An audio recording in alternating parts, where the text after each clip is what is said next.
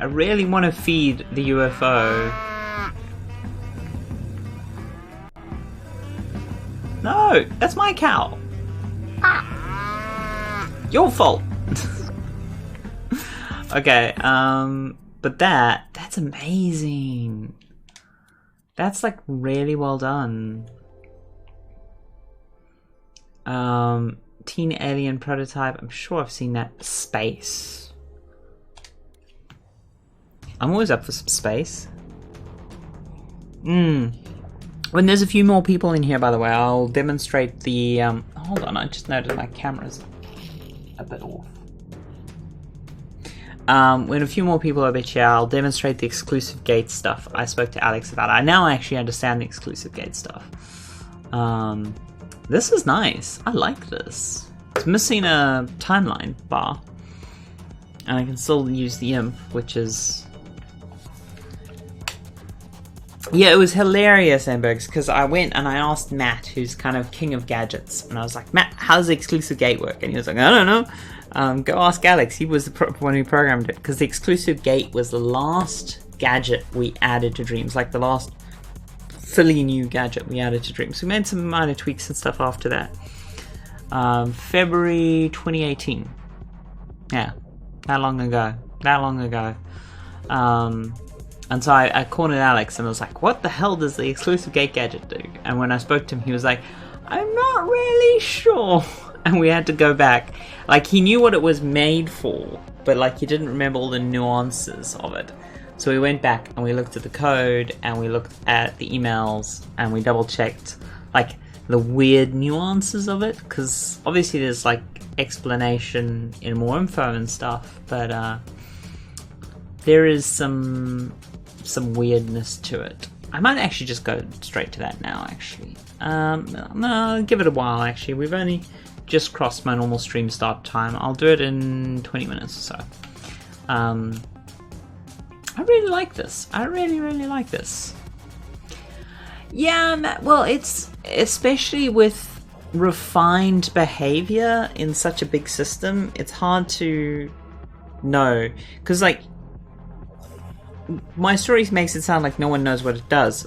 People know what it does, but it's explaining the nuances, and often, like, even if you're the person who knows it or wrote it, you often have to check the code to remember the exact nuances of when what rule takes over what. You know, until it's written down and more widely understood. This is really nice. I like this. I'm a big fan of this. Oh man, I'm still not used to the new options menu. Magical rainbow makes a happy fish that looks so macabre. Oh, and Biggs, I feel so bad about that. Oh, it was... I didn't realize they'd also had stream issues earlier in the stream as well.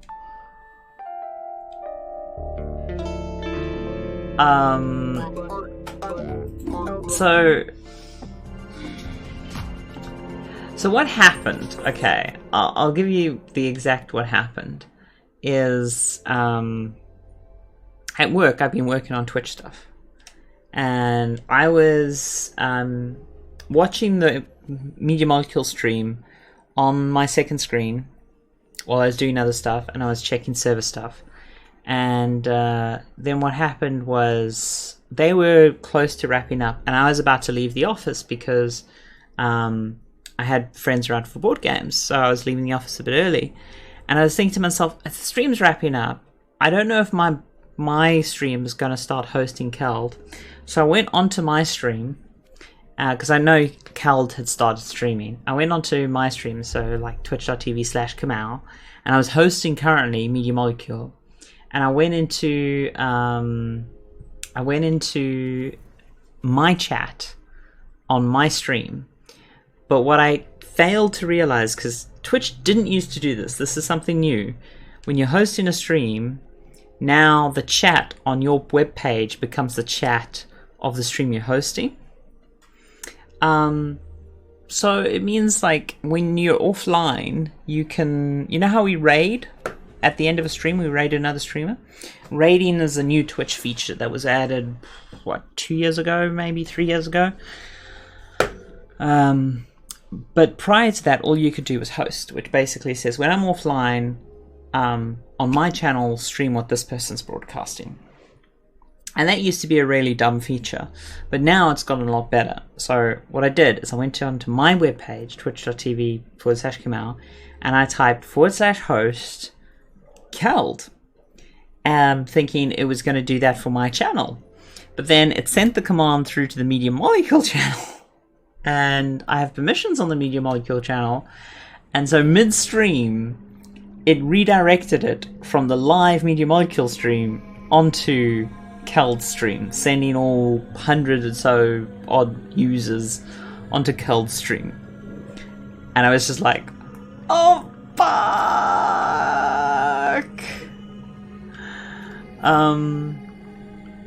It was not a fun moment. Okay, this is a bit dark. Yeah, I mean, yeah, I feel really bad because I know he was also at the start of the stream, and I know how like off-putting that can be. Like when stuff like that happens to you as a streamer, I mean, credit to him, he managed to sort of keep it in his stride, but that can really throw you off. Like that can really, really throw you off when that kind of stuff happens. So I'm glad that he kept it in stride.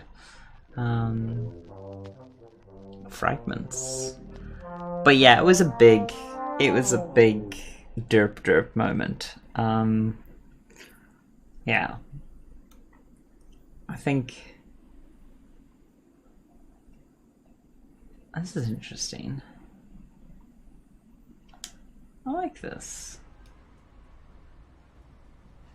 He's been playing around with just form, and I like just the use of light and stuff. Yeah, it was the end of the day. I am a big fan of Zeke. We found him on the other day on the other stream. I love this. Yeah, but he's been doing some great stuff. I can say without even loading that up. Thumbs down. Because I know what that is, because I saw it on a clip. Is this Venice? The last poser looks a lot like Venice. I think it evokes a lot of the styles. FX Design Lab. I don't recognize the name, but now this is, I think, the third creation of theirs that has come up and recommended for me today. So they must be doing some good stuff. Yeah, I like it. It's sort of sketched out. It's rough, but I like it.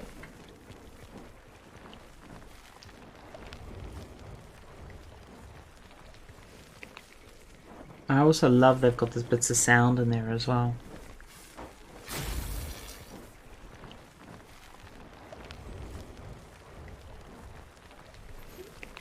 That is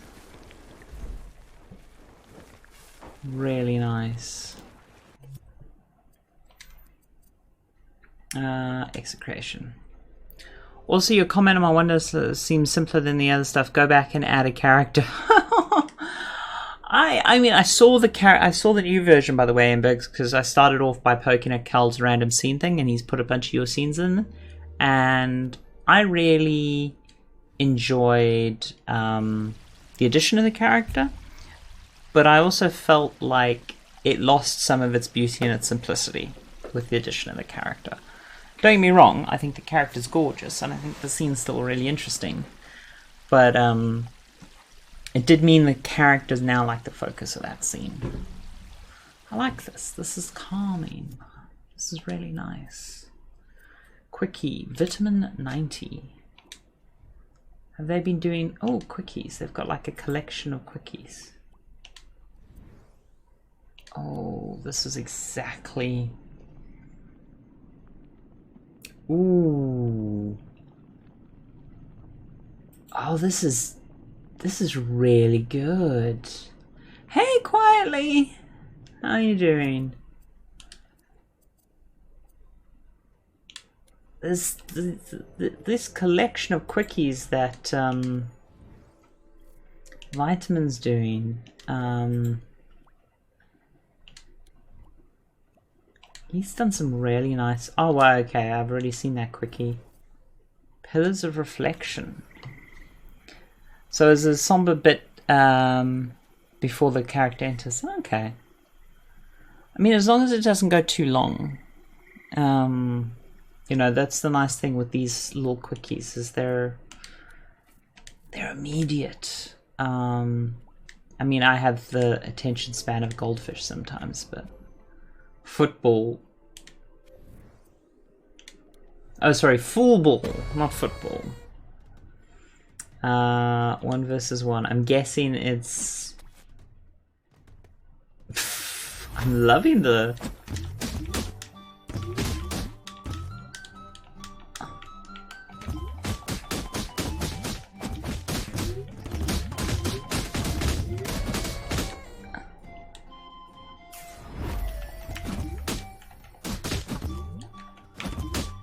Damn it! Don't get the fool in my hoop! Yes!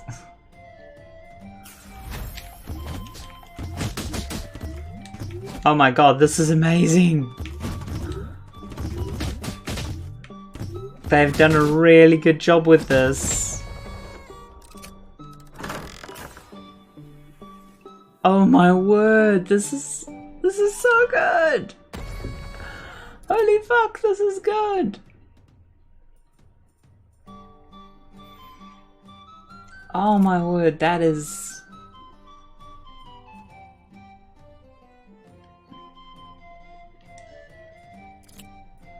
Goals to win? Oh wow, that is so damn good. You know what I need to start...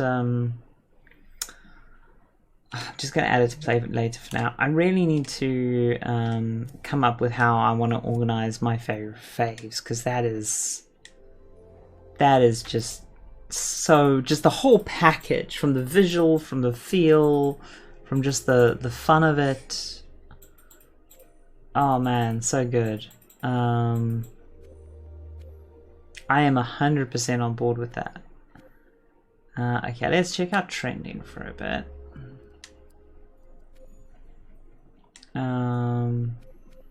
Life.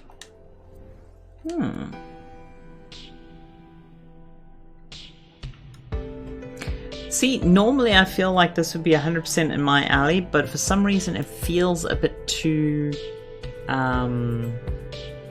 uneven. I don't know what it is about it, but there's something that doesn't immediately strike out for me.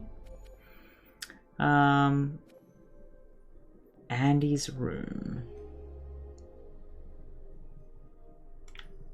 Oh, you know what? Actually, let's just go through this for a bit. Yeah, the composition is a bit off. That's it.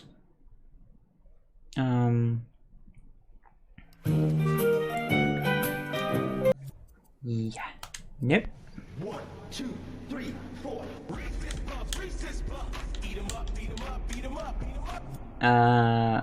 I'm pretty sure that's copyright music in the background there. I love these random cinematics. These random cinematics are never going to get old for me. Because I also know that Keld has good taste. And the way he's put this together, so good.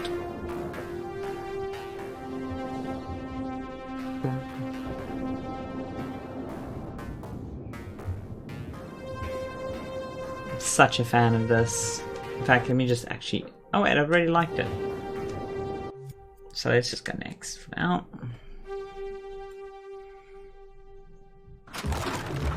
Tornado! Oh man. Oh wow, okay. I am the tornado. Oh wow, that's so cool. I leave a little trail of destruction.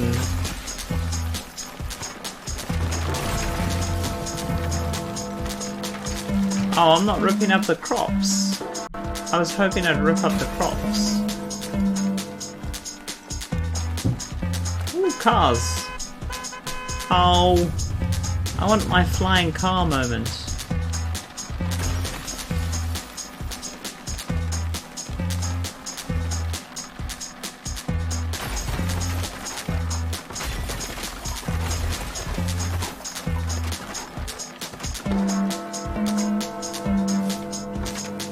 I mean, what's left to destroy?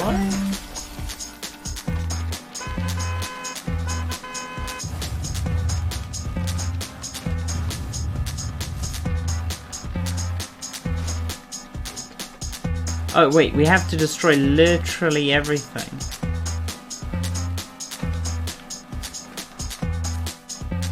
It's the shortest time to... Yeah, it does seem a bit work in progress. Because what you really want is you want like a indicator of what's still left to destroy. Yeah, progress meter, or just better visualization of when stuff's being destroyed, maybe? Still, it's a good concept. I do like it. Tangled, I see the light scene. Oh, please don't be. It is. Next. Random mini cinematics. I love these so much. Take what you can, give nothing back. We've seen this one before. Unknown pirate, 16th century. I've really liked this. And I've really liked the original that is in it. But a classic. I think this was the first scene of yours, Zen Berg, that like kind of broke out in the office and everyone kind of saw. Because I remember a lot of people being really impressed with your sort of soft usage of strokes and effects there, and just keeping it really loose.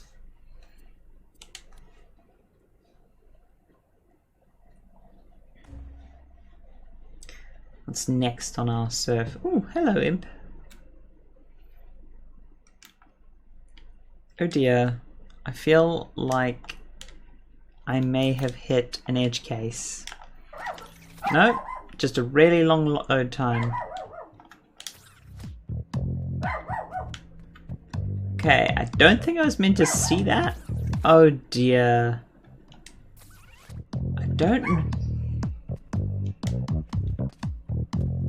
Oh yeah, no, I mean, it's quite often that we put stuff on the screen in the office and stuff, and you know, I know that Kareem commented on your stuff, and a lot of people did. It's really great.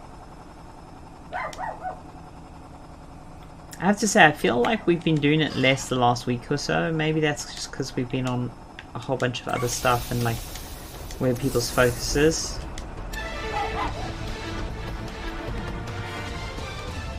This is a really strange... I don't know what to make of that one. Oh dear. Blue pill. I know the red pill's the like the matrix pill you want to take, but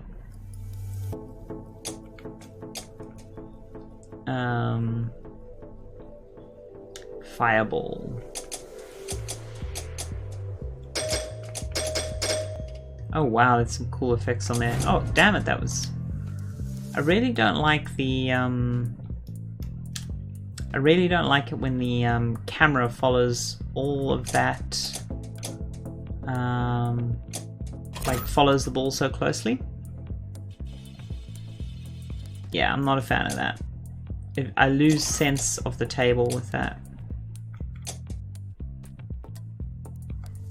It's hard to like conceptualize the lines in my head.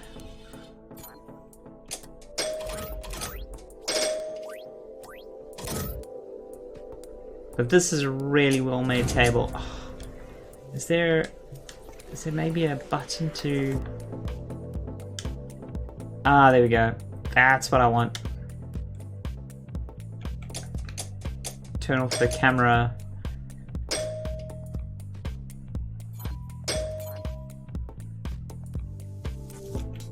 Oh, harsh.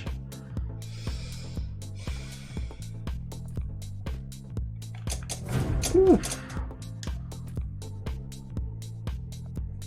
Normally tables are designed in such a way that's quite unlikely for that to happen. Oh, damn. Oh, wow. Yes, that is definitely deserves a like. That's so good.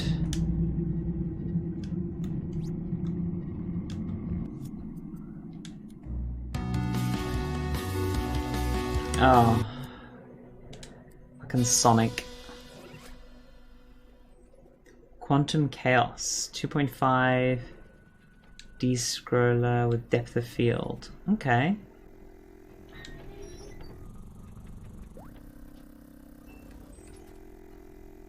It says 2.5D, but I think it's just a 2D scroller with 3D elements. Oh, I'm loving the fadeaway.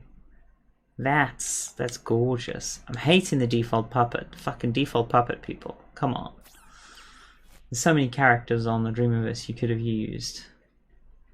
Ooh, this scroll back to checkpoint's really nice. The depth of field is kind of disturbing. Why do you think it's disturbing, Matt? Oh wow, it rewinds all the way back to the start. I'm guessing it's kind of a proof of concept. I like it though. I do like it.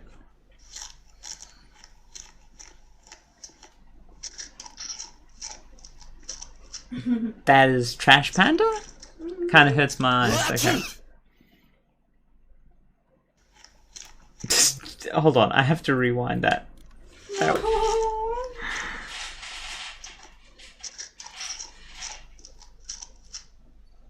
Because look at the baby panda's head when it sneezes.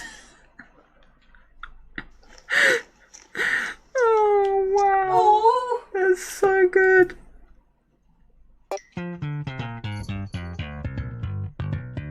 Oh, I hate that they use the Seinfeld sign in there. Why must they use the Seinfeld sign? Some fucking... Oh. This is good. I like this.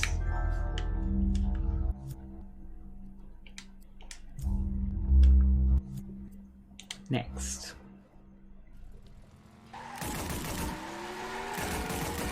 Yeah, no, I can see that, Matt. Oh, yeah, I still haven't actually played it. I've got it installed, but I have not played it yet. I tried to play it for like an hour, and then... Yeah, I need to give it a proper go at some point. Driven to death. Controls, weaponry, begin the slaughter. Okay, well, what are the controls? Damn, this is so slick. Energy shield, fire missile, accelerate. Well, let's just begin the slaughter. Yeah, there's so many games. So many games.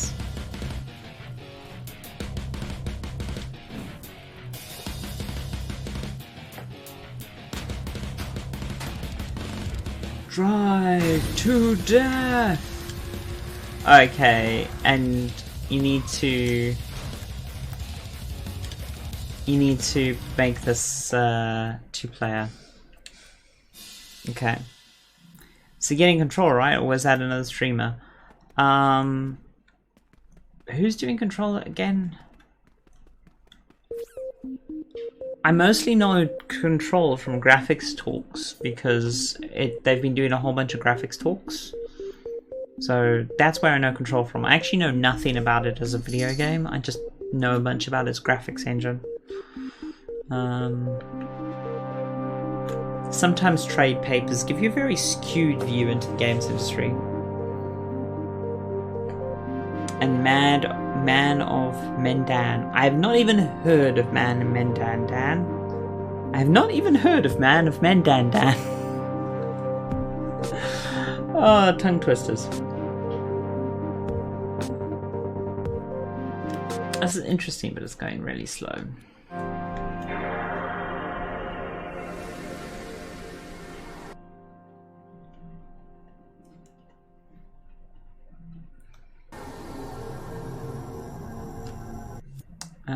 Next.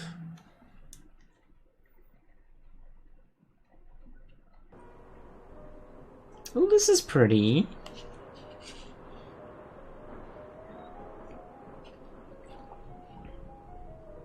What game am I most hyped about? No Man's Sky's VR update. The inevitable new XCOM game. I have to admit, I'll full confession, I have actually been considering starting a new XCOM campaign on stream because it's been a while. It's been a long while since I've done it on stream, and I really like playing XCOM on stream. So that is up there on my list. Oh dear. So you're not actually a character, you're just a floating void.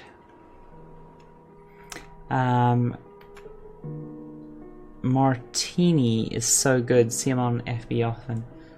I don't know who you mean, Martini.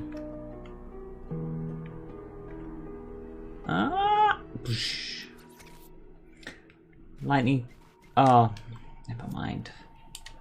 Do not want Digimon. Thank you very much.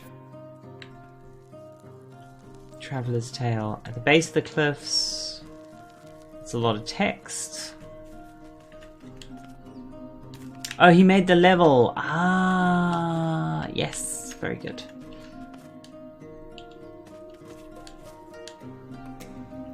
Damn, that is some butt on this character.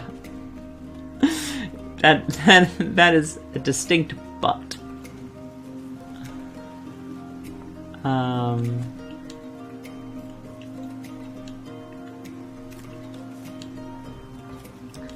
On the Dreams Facebook group. I'm kind of off Facebook at the moment, so I don't see anything on Facebook, I'm afraid. Well, I have been off Facebook for quite a while. I say at the moment, but yeah. Yep. That is, considering that we're staring right at it, that is a very noticeable butt.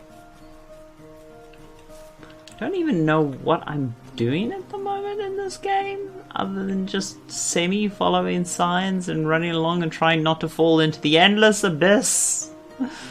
The void from which no video game character ever recovers.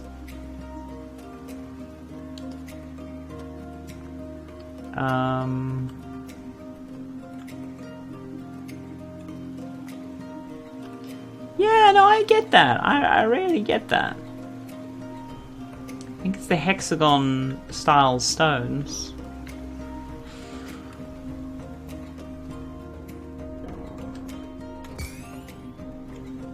Oh wow, is it just a collectathon? It's a crazy long collectathon.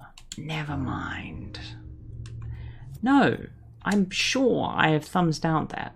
I am 100% certain I thumbs down that. Cartrip 2. The end of the beginning. Played Cartrip 1. Vroom! Restart. I like the vroom.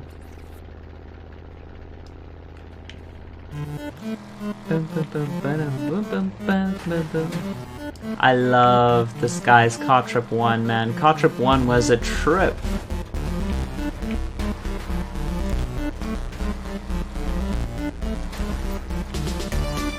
Whee!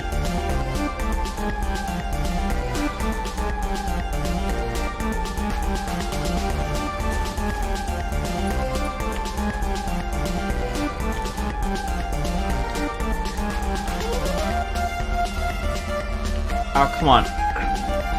Correct. Is it? Is that copyrighted music? Oh, please don't tell me it's copyrighted music. I thought they'd made it originally. That would be really bumming me out. Oh.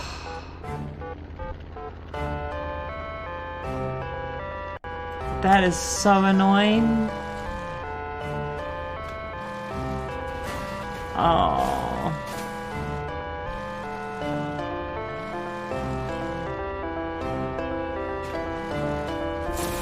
I mean, at least it's not so obviously copyright. Like, I'm pretty sure the person... Yeah, I'm pretty sure the person who made Cartrip probably didn't recognize it. How's the volume for you guys? It's a bit loud for me. Oh, okay, that music is way too loud.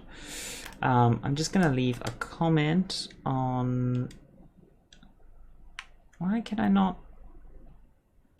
I used to be able to click on here.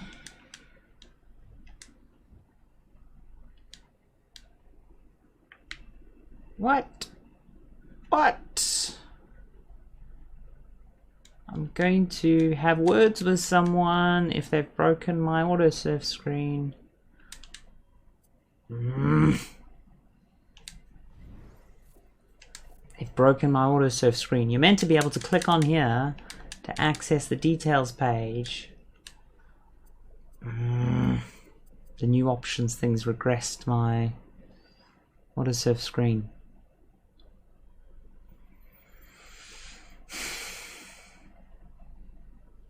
Okay, I'm gonna go here, find Cartrip 2 that way. That's really annoying. Feedback. Right, comment. Music is way too loud.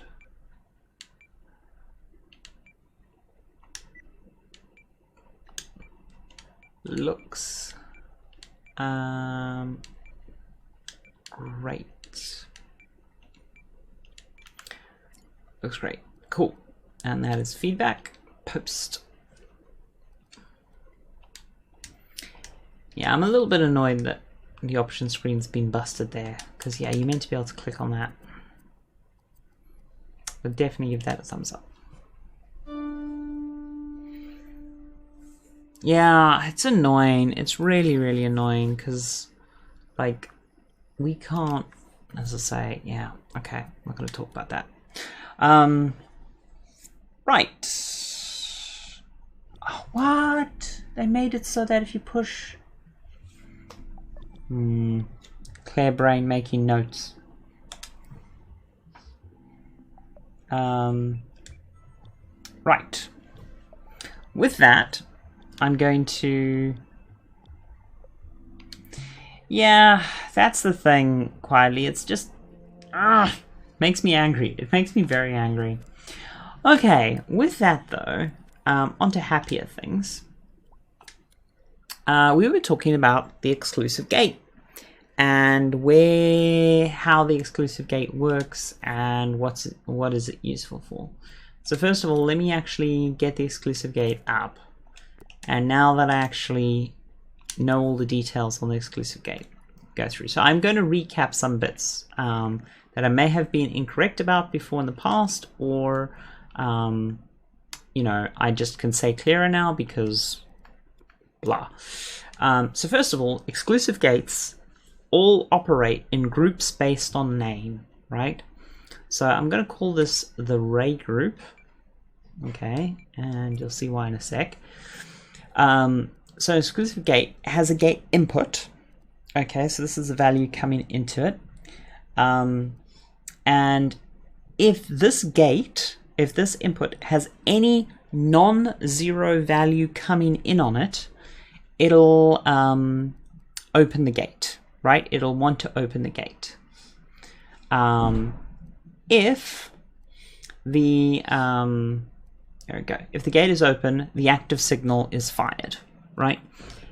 If you have more than one, hold on, let me actually just do this quickly. I had a little idea of how to do this.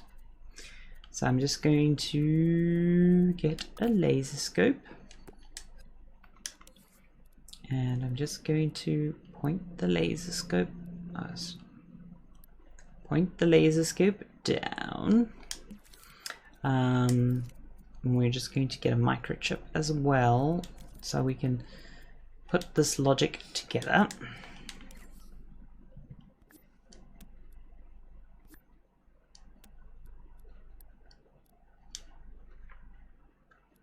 Cool.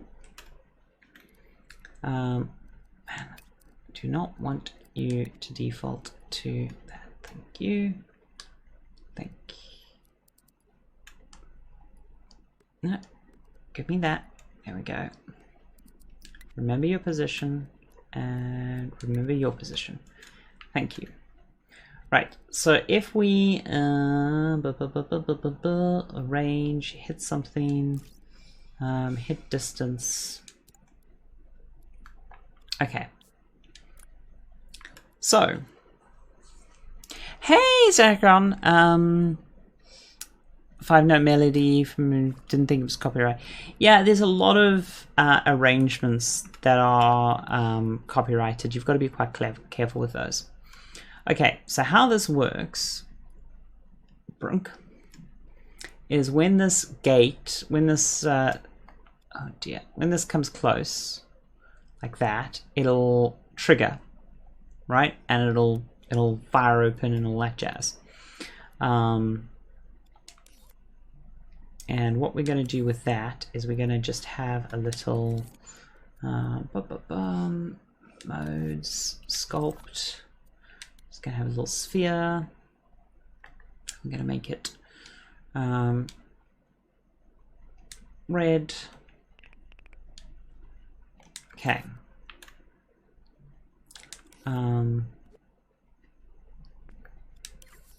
Go. Just get the tweak menu up for that. We're going to say when this gate is active, just fire up its glow. Right,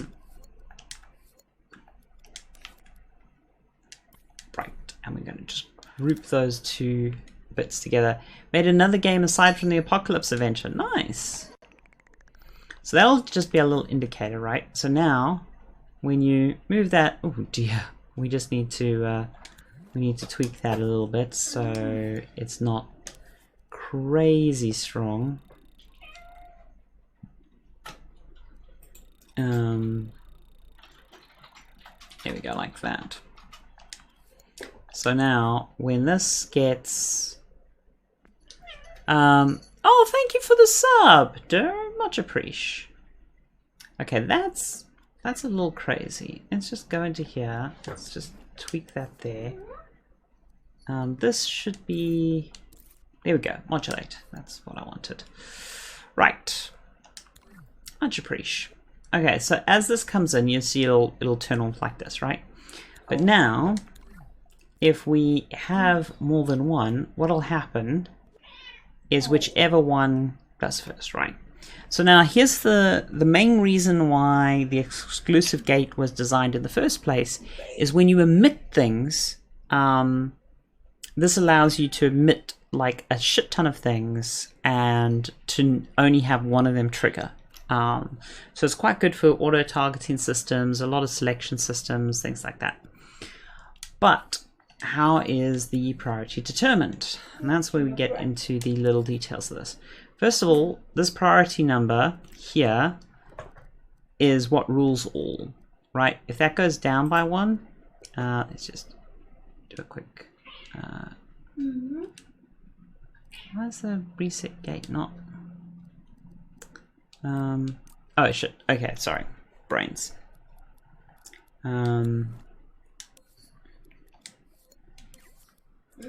Is that, oh, is that not close enough? That's why, okay. Wait, undo. There we go. So, potentially later, Zekron, send it to me. and potentially I can do it. I'm just going through some exclusive gate behavior stuff at the moment. Explainer. So now that this has got a priority of 10 and this has got a priority of 9, you see whenever this gets close to the floor, this will override the other one, right? And it'll actually interrupt the other one. But now you notice when they have a priority of 10, so they're equal, because this gate is still technically open, it will not switch gates, right? Because this gate is currently open. Now, what'll happen here, if I just close that, if this comes out of range, that one then will open, and now this one can't interrupt, okay? So that's the basic behavior there. So if you want to change that behavior, for instance, if you want them to interrupt each other, you can turn interrupt on. Now what that means is this one can interrupt, but this one can't interrupt this one, right? So you can decide whether or not a gate is allowed to interrupt. Now if they both have interrupt on, this is where it gets fun. The one that wins out is the one with the biggest number on it. So let's just tweak the logic on this a little bit. Because at the moment, the number that's coming through to this is the hit distance.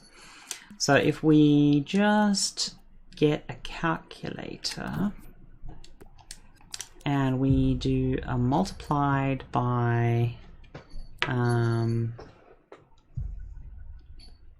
if we do a multiply by -1, what that'll do is it'll mean that the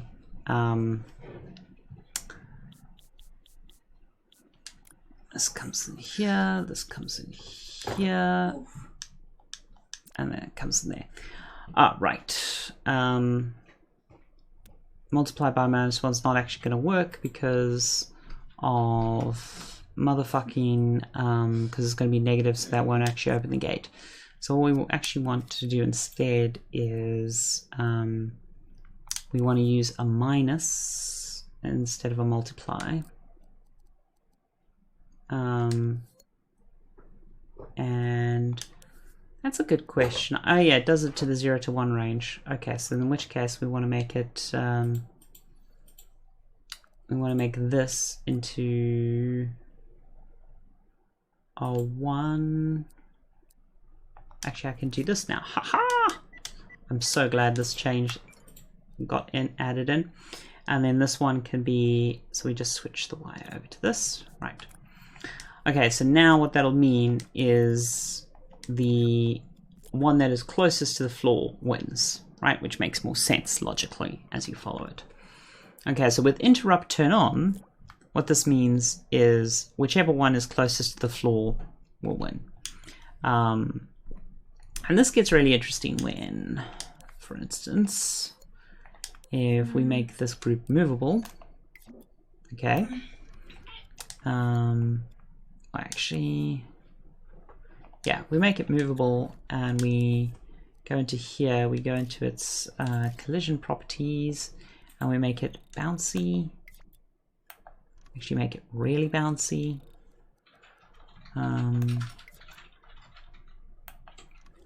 Okay. And then if we get ourselves an emitter, you can start to see, this also works really well, by the way, if you're making multiple enemies and you only want one enemy to attack the player at a time, which is quite a common melee combat logic tweak that a lot of designers do, then yes, you can do that. Okay, so max emitted at once, I don't know, go 40, max emitted, max object emission lifetime, let's go with like 11 seconds, continuous emission. Yeah, but it's not just cinematic, it's also from gameplay. If you look at combat designers and system designers, you'll find a lot of people who talk about that kind of stuff. Okay, so if we do that, and we just grab action recorder there, and we just sort of flunk this about for a bit. Stop. Okay, let's drop the time between emits. And then we'll just come into here and we'll make sure that loops. Okay, cool.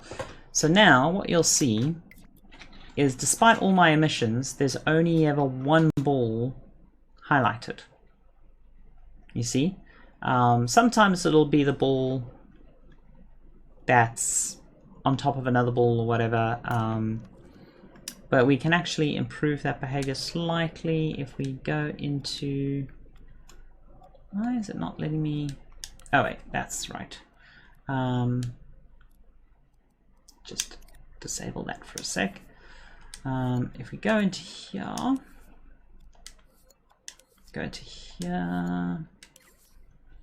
and we tell the laser scope to only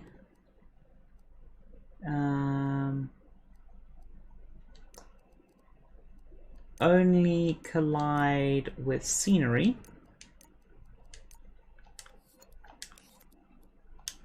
And then we make sure that this is tagged as object.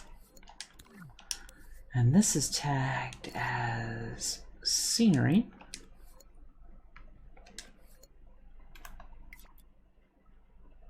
Oh wait, I forgot to rehook up the emission target. Cool. So now you will see, oh, that's strange. That's really strange. Did you see that? Let's just bring up the time. We've got a little bit of a bug there.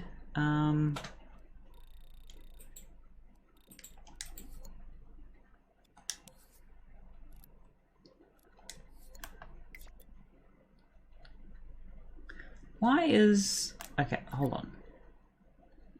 In this scenario, I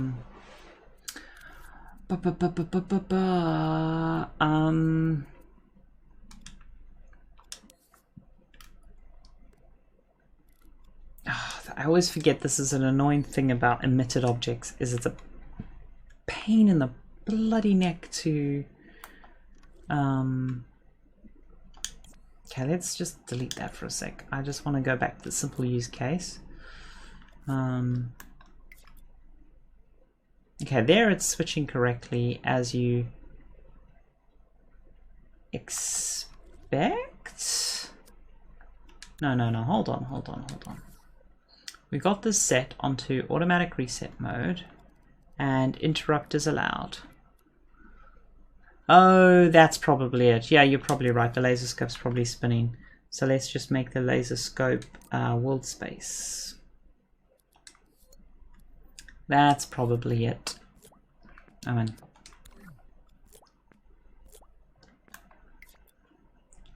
there we go. That is now behaving. No.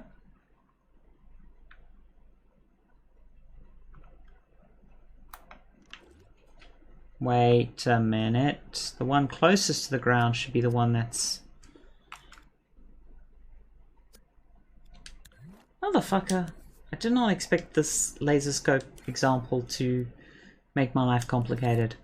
So what we're just going to do is we're going to grab a number displayer.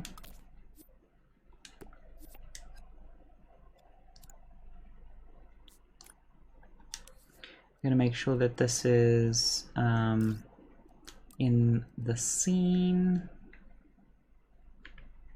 I don't know where the number display is buggered off to. There we go. There it is. Okay, cool. It's in the scene, and it should be with 2 digits that we're going to need, 2 decimal places. Okay, so now, why is the bigger number winning? Because we expect the bigger number to win. That's correct and good. But why is the number bigger? Because it should be bigger when it's closer to the...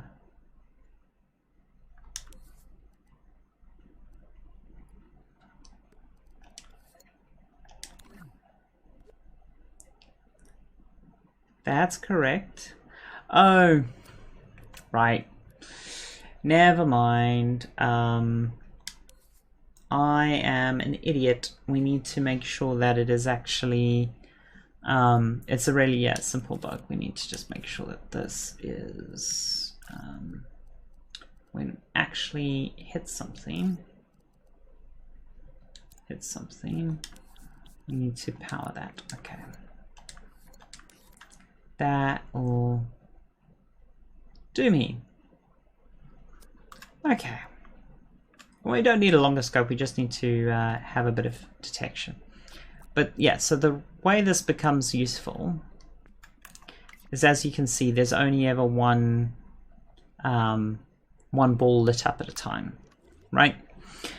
So this is really useful for auto-targeting systems, like when you want to resolve like what thing you have selected and whatnot.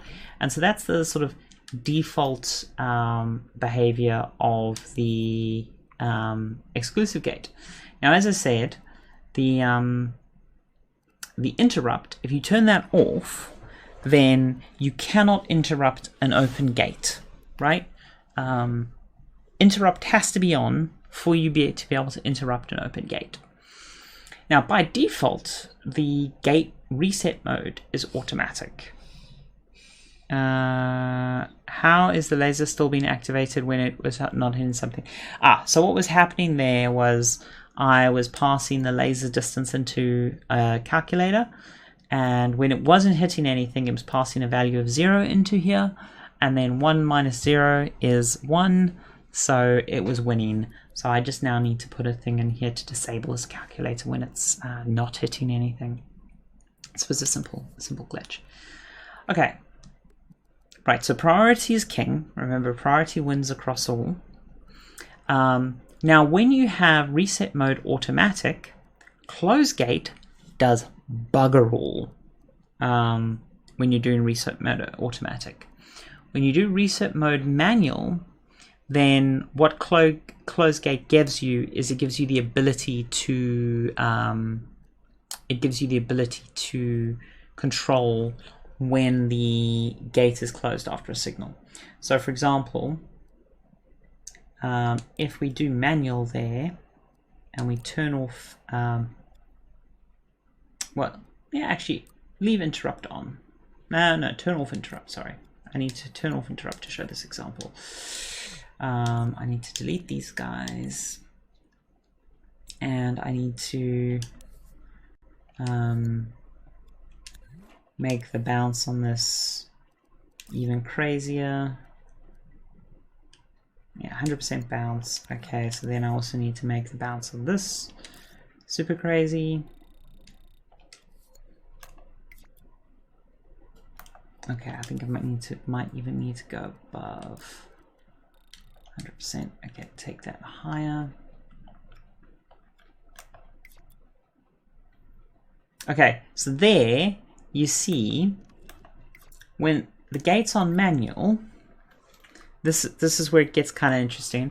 Because it was open, the gate doesn't close itself again until I tell it to close, right? So that's what close gate is for. It does nothing when reset mode is in automatic.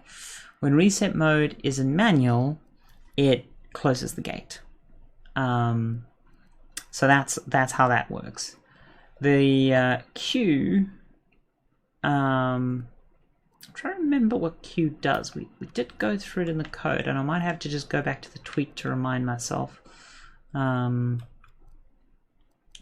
Yeah, let me actually just quickly go back to the tweet and remind myself on close, because close is one of the ones that's a little bit trickier. Where's my likes? There it is. Okay, close.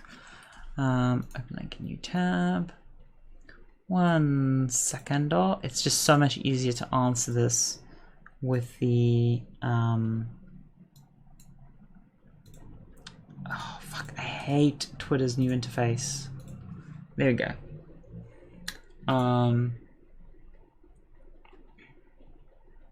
That is just the winning that is just the winning operation. That's not the code for the Q activation. The code for the Q activation is in a different section. PSN is down for you? Oh, that sucks. Yeah, PSN can be unreliable at times. Yeah. Nothing can be done for it, I'm afraid. Right, what was I doing? Q mode. Now Q mode, if I recall, this is what I'm trying to remember, is I believe Q mode was the one where... No, that doesn't do what I wanted for Q mode. I will have to get back to you on Q mode. Because I actually hold on. Let me see if I can get my work email open, and I've got the email from Alex on the different modes. Give me a sec. It's just here, the gate gadget, part 1. Okay,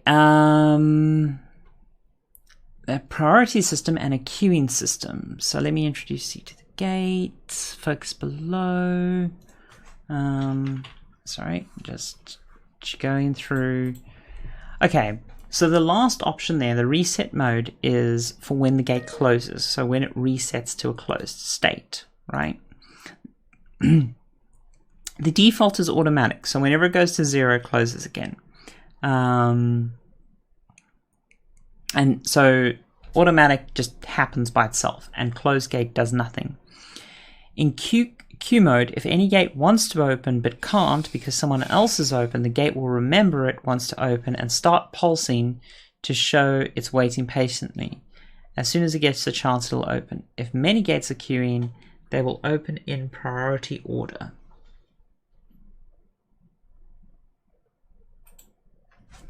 Okay, so just to double check that logic.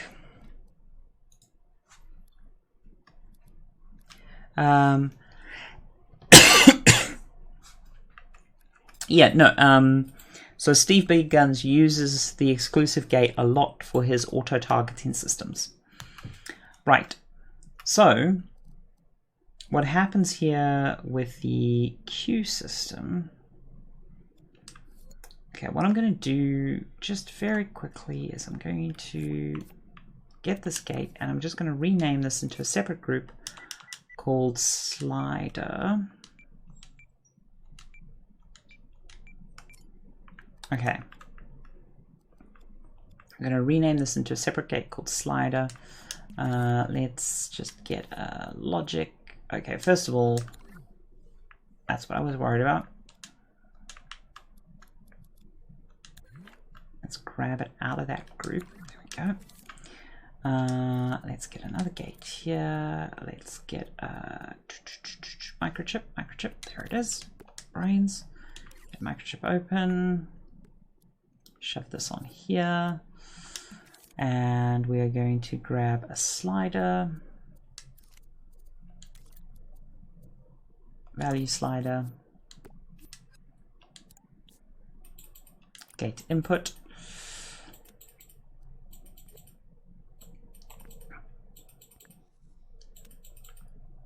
Okay, we're gonna have to have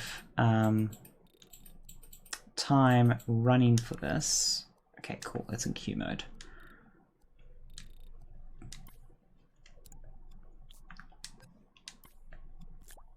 I think we have to have time running for this. Maybe not. Okay. So here, this gate opens. This gate doesn't open because we're in queue mode, right? But when this gate, and then this gate is the next one that should open, and then this gate is the next one that should open. When this gate closes... Oh, why is this gate not closing? It's in queue mode.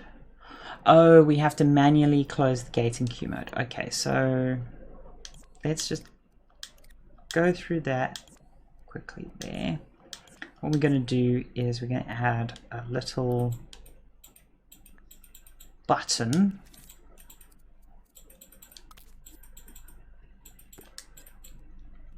Because now that I understand the exclusive gate, oh my god, there's just so many places that I could use the exclusive gate. Right. So.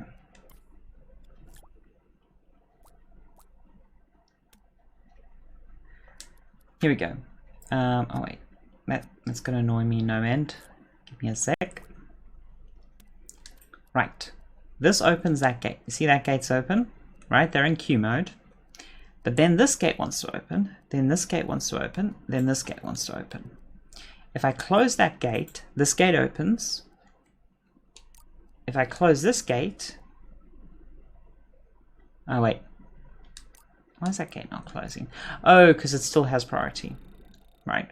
If I close this gate which is allowed to open will actually open, right? Now the other, and then that gate opens. So you see how the queue is your priority system. Oh wait, it still wants to open, so let's just close that. And that still wants to open, so close that. Also the gate output, by the way, if I just do this.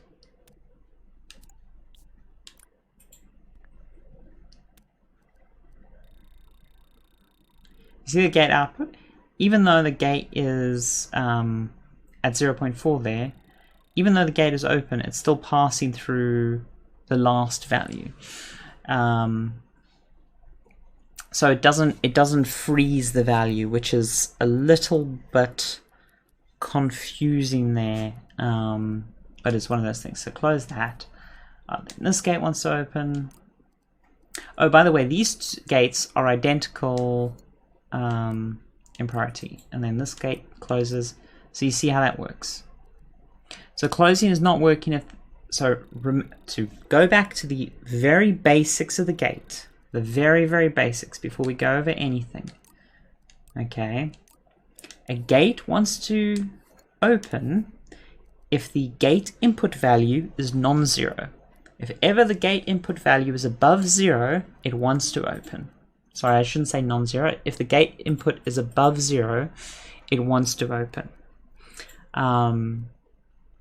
So this is the queue example. Okay. If we clone, like, save position. There we go. Save position. That's the queue example. If we take this, now if we change this to automatic,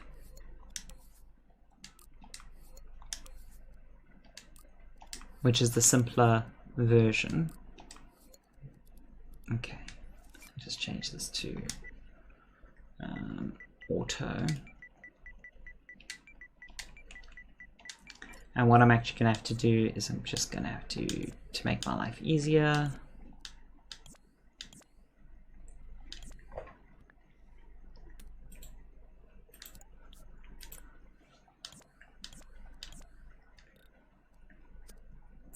I just need to rename that, because remember they're grouped by name.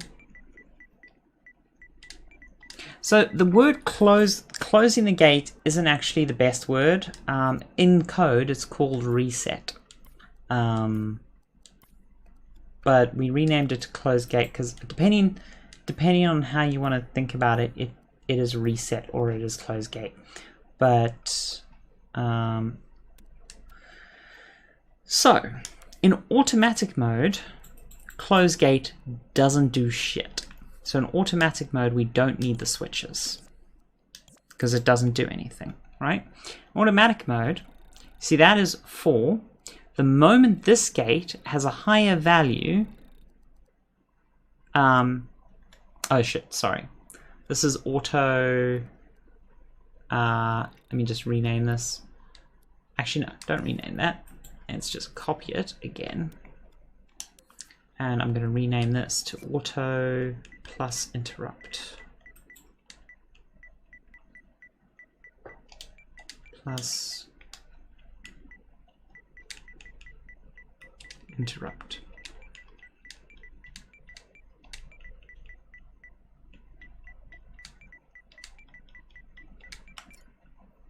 Okay.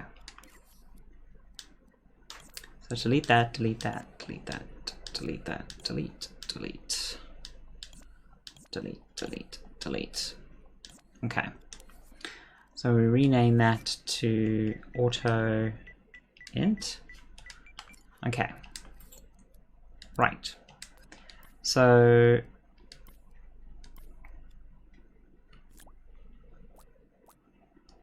right. Cool. So in this example here, this gate does not interrupt this gate because interrupt is turned off. Wait, did we remember to turn on interrupt on that one? I'm trying to remember if we did before we cloned. We didn't because we're idiots. Sorry, guys.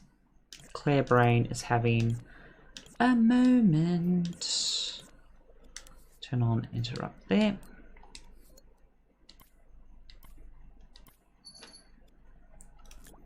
Yeah, could have multi-tweaked. That would have probably been the smart thing. Okay, cool.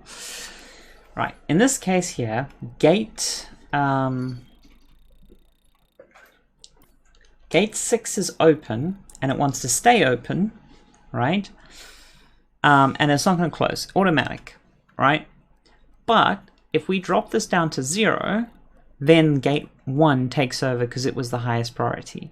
If we drop this down to 0, gate 0.7 takes over, even though it asked to open after this gate did, because it has a higher value coming in on the wire. Whichever has a higher value coming in, assuming they're all the same priority, gets through, right? Priority wins over everything. If your priority is higher, you win, full stop, right? So yes, that comes through, and then that comes through, and then whenever we open something, even if that gets higher, it doesn't interrupt because this gate's still open. Okay. All good? All good. Now, with interrupt mode on, how this works is the highest one. So if this is 0.9, 0.4 doesn't interrupt. The moment this hits 1, it goes, fuck off, I'm higher, I want to interrupt, right? And interruption is based on the gate asking to interrupt, okay? So, for example, let's say 0.9 has interrupt turned off, okay? Because this one has interrupt turned on, you see how 0.9 is just not coming into the fight? Let's just kill this here. This one can interrupt. So interrupt is, yeah, it's a nuanced priority system. But you notice how this one's not set to interrupt, okay? And it gets interrupted the moment this one has interrupt turn on. Another way of thinking of interrupt is it adds like 0.5 to the priority. It adds like half a point to the priority, but it also allows gates to interrupt each other. So yeah, that's that one. And then Q, the Q system basically is only useful because you have manual control over the you know what, fuck it, it's actually not that interesting there. The Q is only interesting because you have manual control over this, right? So even though this is the highest, right? When we close this gate, the next one we turn on comes on. Oh wait, shit. You gotta drop that down. Close this gate. Close this gate. Oh wait. Close gate. So again, even if you tell it to close the gate, it won't necessarily close unless you have a 0 on there as well. So this is really good for enemies queuing their attacks and things like that. So it's really handy for that. And that is the exclusive gate thing. I can show you how to build some stuff. Yes, for closed to work, it has to have a 0 input. Yes, Emberg. Steve uses these a lot for his auto-targeting system. Oh no, so how it works, Alucard, is based on the name. So these are called slider, these are called auto, and these are called auto int. So it works on that, right? I think the Space Fighter game uses exclusive gates for its targeting system as well. If you're ever doing an auto aim targeting system, these are really good. These are really, really good. So the example here that we have, which is this ball with the this one set to 10 priority with automatic. By default it should be automatic. Where this becomes really handy is if we do this, whichever ball is closest to the ground will light up. So you see? And that'll work across the board. And I think we had interrupt turned. Oh, wait. Did we not? Oh, okay.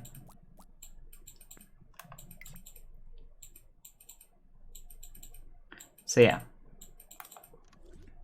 Let me just go back in there. Did I have interrupt turned on? Oh, interrupt wasn't turned on. That's why it wasn't interrupting.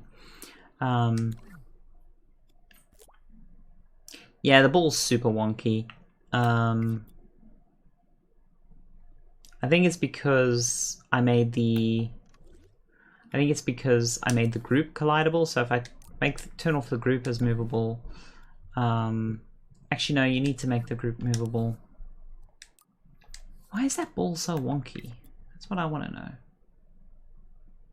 Oh, it's because it's probably because I've got bounce and friction turned up to that. So if I go in here and I just drop bounce a little bit and friction there, okay, there. How's that? Less wonky ball? Yeah, it's still kind of wonky, but whatevs. There's oh, that's what it is. That's exactly what it is. So if I stamp mode, there we go, and then delete, delete. You called it. You 100% called it, Queer. Quietly, quietly. Sorry, my brain. There we go. So yeah, that's the. Is that the? I feel like there's some weird thing going on there still, though. Whatever. But you can see the advantage of it, right? You can see the advantage of exclusive gate there. We need stamp as default. Oh, it's such a contentious thing. Stamp and smear as default is so contentious.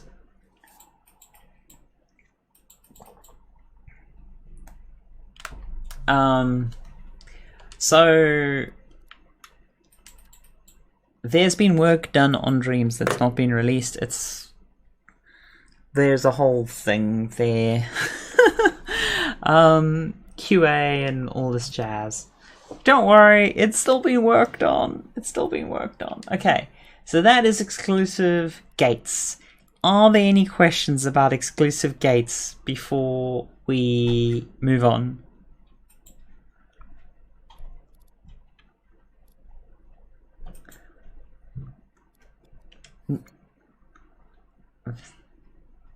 Oh, awesome, Quietly. That's awesome. You doing user testing? Or are you going there for another reason? No. So, can you build something with them? Yes. I can build something with them. Yeah, okay, cool. Right. So, we were talking about different stuff you can do. I've got my little examples there. I've got the bouncy balls there, which is a super simple example, the bouncy balls. I suppose... Okay, no, I think I've got a... I only know how to use this to do for limiting animations. Well, yeah, that's the valid use for it. Let us say... How do exclusive gates work? Do you need me actually to run through the little example here again? We've got a bunch of different examples here. But I'm going to just show a basic example. So if I go for characters, because you don't have to always use the default puppet. There's these wonderful, wonderful characters in the Dreamiverse. For this example, I'm probably going to use... Actually, let's not use Artio. Loads of people use Artio. Let's use Sprout. I like Sprout. Sprout is a cute cat.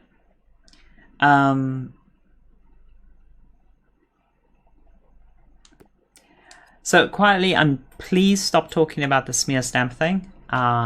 It's awkward for me. It's really awkward. Yeah. Needless to say, it has been heard. Can you do an animation stream sometime? I need to get back to the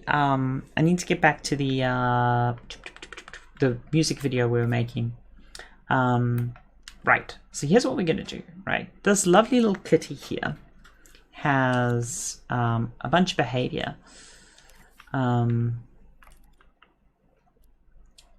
But what we're gonna do is we're gonna make. So I'm trying to think of how to do this best way possible. Okay, here's what we're going to do. I'm going to go into Tools, Modes, Sculpt. Okay, cool. I'm just going to grab pink box and bloop. Right. We're going to put a little tag on this pink box. And the tag is going to be called enemy.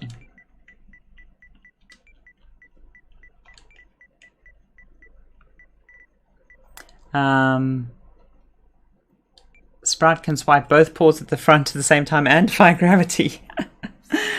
Let's see. Okay, so that's called enemy, right?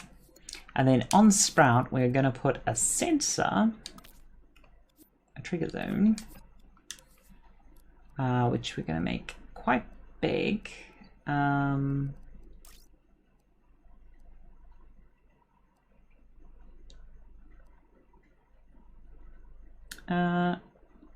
Yeah, quite big.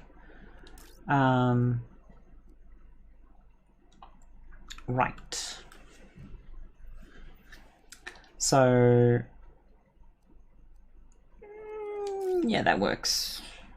And it's only going to detect a tag, and it's going to detect the enemy tag. Right. Detection scope.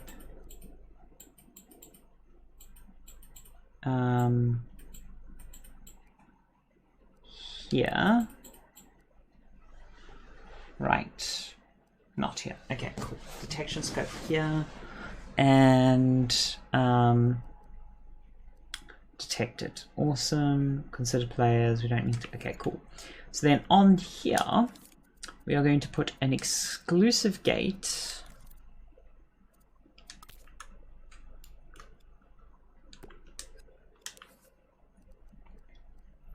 Tag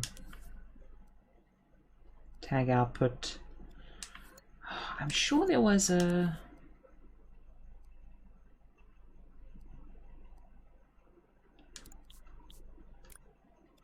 I think I remember that working. Hold on, we just need to call this enemy. Right. And then we're going to do the very simple thing of if the gate is active, do that. Okay. Play. So this should be really simple of... I thought, and I seem to be wrong here, but I thought that if a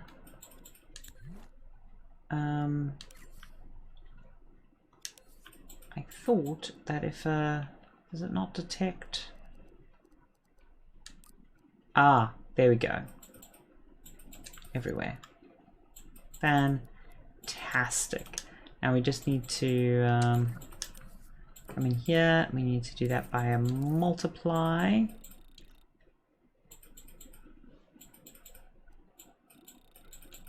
There we go. Cool. So now,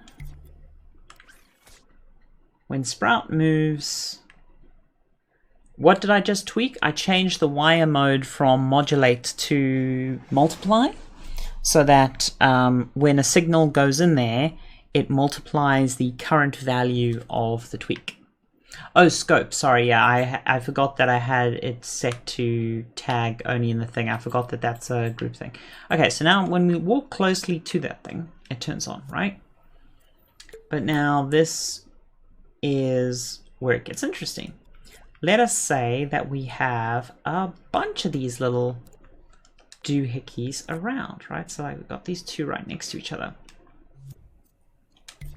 What we really want is, so if I move close to this one, now if I move close to this one, I still want that one triggered, right? Oh, scope. Scope is really simple. It basically means same group. That's all it means. Same group. So as long as that one's still in range, this one won't trigger because we haven't got interrupt mode turned on, right? And that's actually really handy because if you're doing like target lock on, you won't switch targets until you're out of the range of them. So for auto targeting which enemy to attack for Sprout, it's super handy, right? So that's immediately a use that you can use for that, right? Because you don't want it flicking between them. Now, let's say we had another example, and this time I'm just going to go this time I'm just going to grab donut. I'm going to make it green.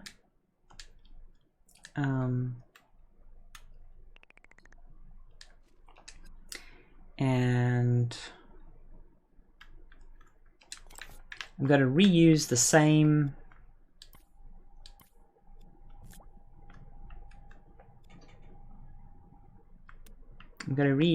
bit of logic. I'm just going to change the gate name. That's the only thing I'm going to change. So here I'm changing this to modulate mode, where it just multiplies. I'm going to turn that up a little bit. Okay, group that. Wait, I don't know.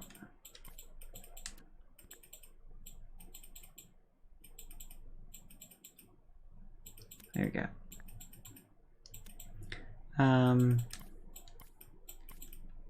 Group that.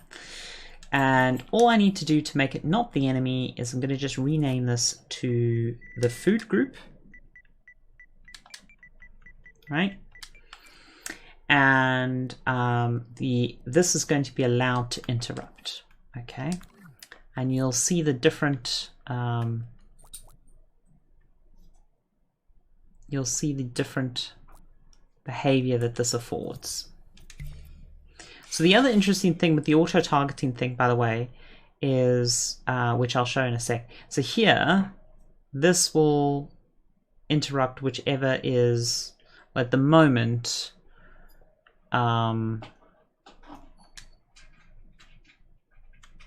actually, hold on, let me double check something.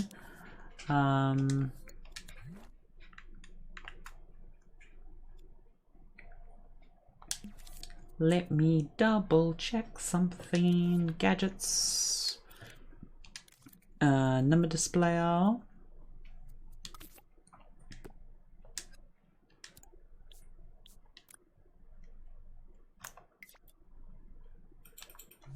Okay, that's what I was afraid of. Decimal points, please.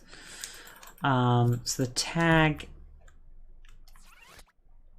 Oh, no. Okay.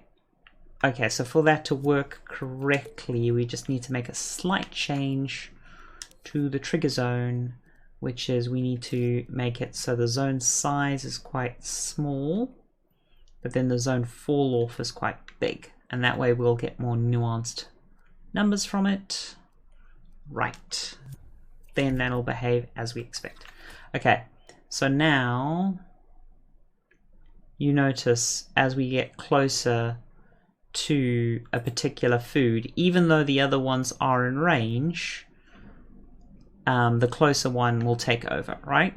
Whereas now with the enemies, because we've made it quite big, it won't lose auto tracking of the target, right? But here's where the enemy thing gets a bit interesting. So say we take one of these. Could this also be used to change depth of field like array look at? Not sure what you mean by that. You might need to explain. Yeah, so this is the auto-targeting stuff. This is why it was added. Like, this is one of the reasons added, because also if you omit these things, this works for things you omit, which is really handy. So let's say this is a slightly scarier enemy, right? So slightly bigger, slightly scarier enemy. What we're going to do is we're going to just hue shift this guy to a nice red. Okay, where's the red? There's a nice red.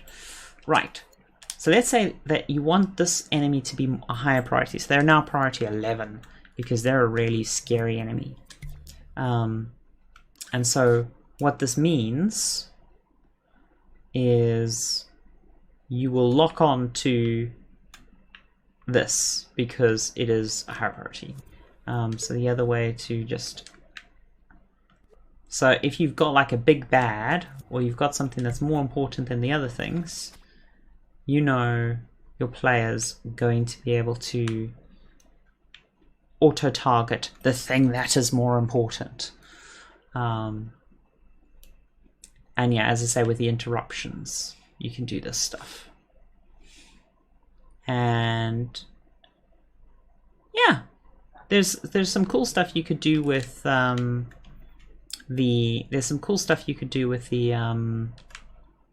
queuing, where you could tell it to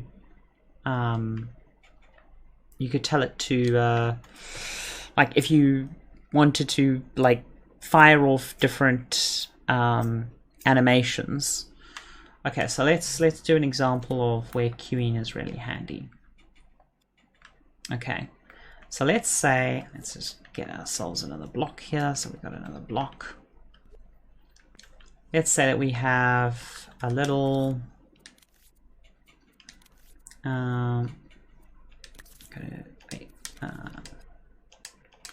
actually, here we go. We're going to do a little sculpt. We're going to make it white. Okay. And then we're just going to make a little stroke. And we'll go for a nice pink here. And we'll just do some whoosh, whoosh, whoosh. Okay, cool. And we'll just do a mega fuck ton of clones. spread, scale jitter a little bit, and just animation, offset there, do pulse, okay. That's like our crazy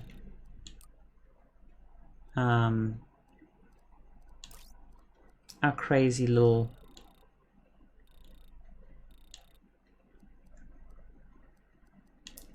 let's slow that down. It's a little bit too fast. Okay, so that's our old crazy confetti box machine. I really need to turn off that debug because it's bugging me.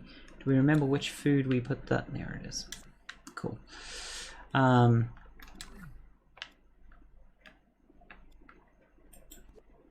Okay, so we got this little box. Now let's just get a sound out.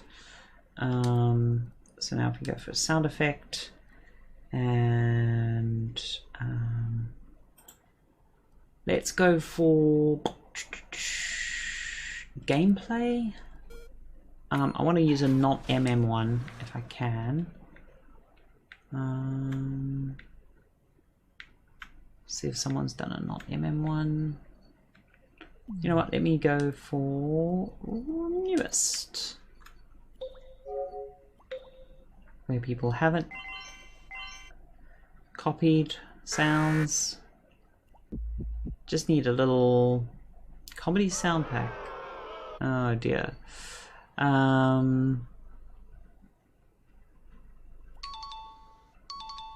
Okay, let's go with, you know what, I hate to say it, but I'm probably just going to go with MM1 because it sounds like a lot of those are just imported sounds from somewhere. Oh, I know. Actually, no.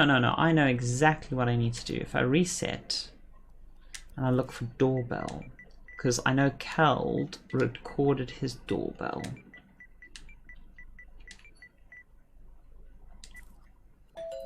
There we go. That's perfect. Okay. So,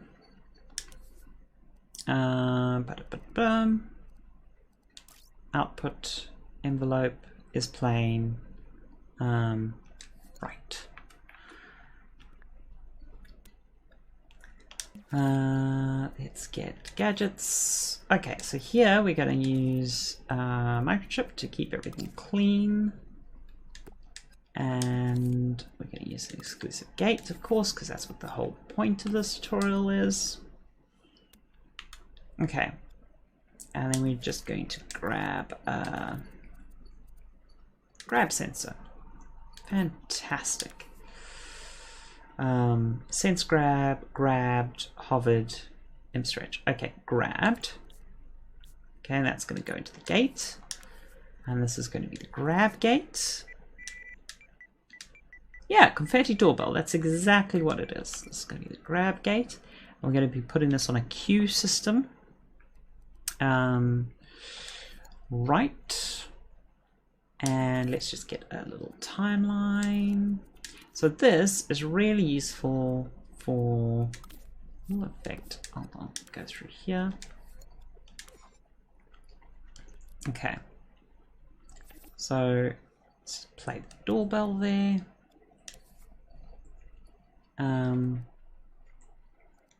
And we are going to turn this off, and then we're just going to shove a keyframe down, and the keyframe is going to turn this on, and it's going to turn the opacity to 100%.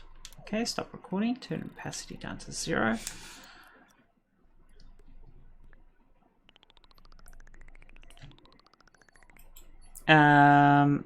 I've done some autofocus stuff. I did. If you look for my magic focus pole gadget I made, there's an example of it there. If you know that one.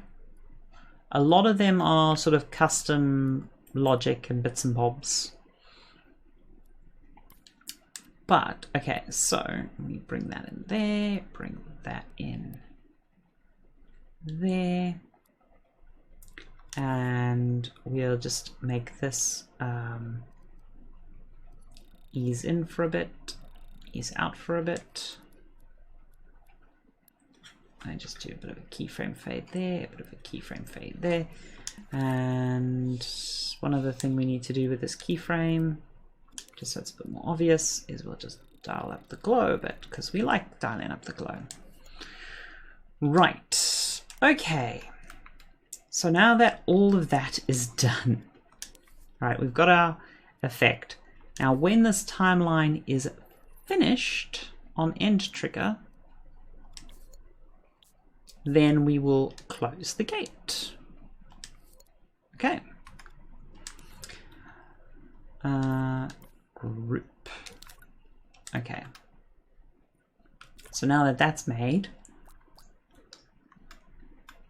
you can picture a whole bunch of these.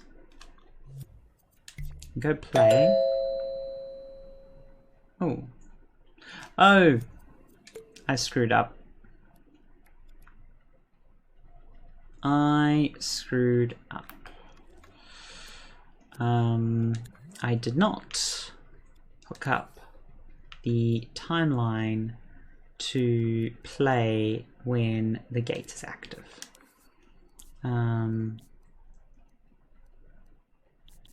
Which is going to be gate active. There we go. The staying.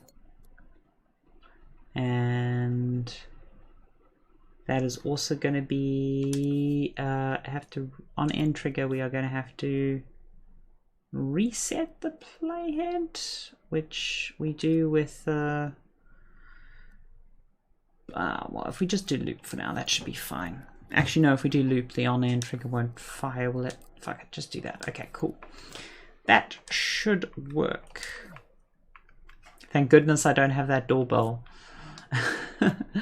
I've got a very obnoxious doorbell. Let's just check if there is a... I have a sneaky suspicion if I turn on X-ray.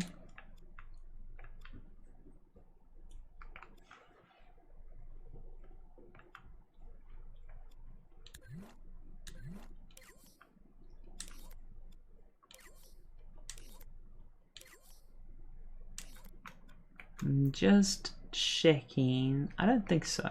Okay. Controller logic. Okay, you know what we're gonna do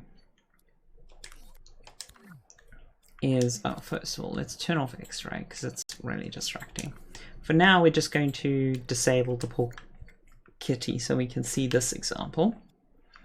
But here is where the Q example is quite handy, right? If I do that, oh, yes, give me a sec. I made another boo-boo because I'm making a lot of them tonight. It's always a learning experience that needs to be grabbable. And the grab sensor definitely needs to be configured so that the thing it's sensing is that. Fantastic. Okay. Brilliant. Play. Bollocks.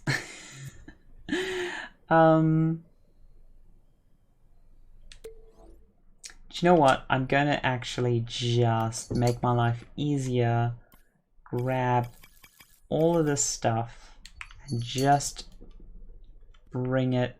Is there an issue with microchip snapping at the moment? Not to my awareness. Check feedback.indreams, but not to my awareness. Okay, so now if we play, we're going to possess the poor kitty. We're going to run. What's the run again? X, right. Depossess the kitty. Okay. So now, when you cue these, they will play in order. And I don't know why that's all the way over there. So that is where the cue is quite handy. You see? So you can imagine where you would use this. So you can go cue, cue. Oh wait, that's because they're not resetting.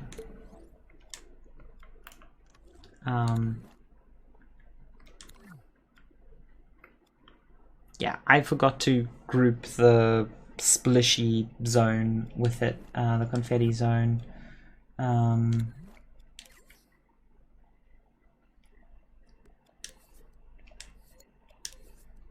That was very bad of me to forget the confetti zone. But you all get the basic idea of, well, actually, you know what, sod this. I'm gonna delete these. Go into this. I'm gonna fix this so it actually works. So we do the full reset and we have the example. Can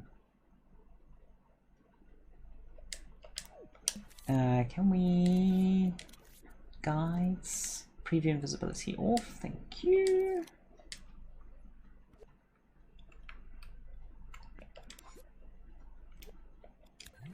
Okay, now that's scoped in, so it'll move with the thing. Okay, so then here we just want to reset this timeline. There's a bunch of ways you can reset the timeline. The way that I am going to do it is going to be gadgets. It's, I think, if you put a not gate here. No.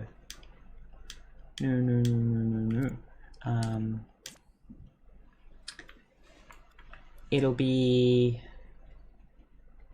on end trigger. I've done this so many times and I always forget. There is what is the shortcut placing something in and out of group? So when you're holding something, when you're dragging something around, you can just go L1X or L1 circle to scope in and out, and then you can take the thing you're holding in and out of the group with you. I am just having one of those really blonde moments of remembering the different ways to reset, because I don't want to fuck the end trigger. Do you know what? The easiest way is probably going to just be, and this feels like such a cop-out, but I'm going to do that. So this value here goes into there, and then I'm just going to power that when that is off. So now if that is okay, and what I'm also going to do is I'm going to bring in and make this whole effect just shorter. So make it play immediately, make this come in immediately. I'm going to just make that come in like that. Cool, so it's punchier. And I'm just going to make 2 of them for now. Get the kitty over there. Right.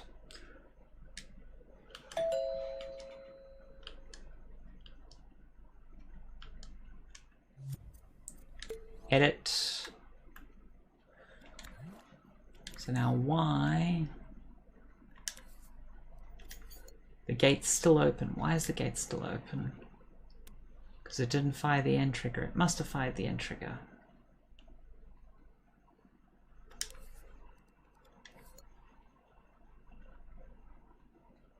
Oh, I hate this. I hate this so much.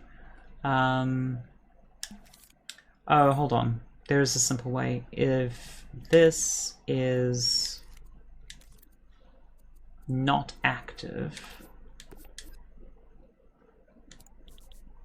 if that is not active, then, oh, where did my slider go?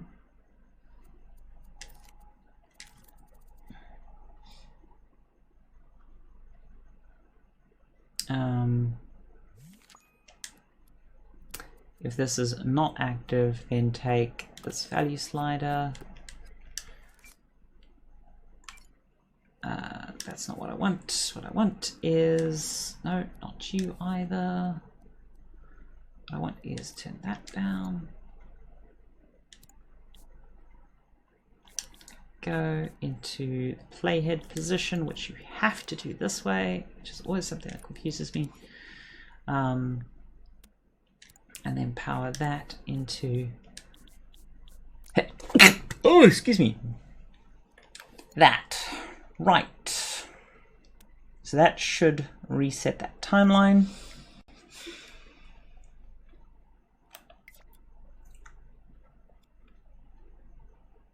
Fantastic.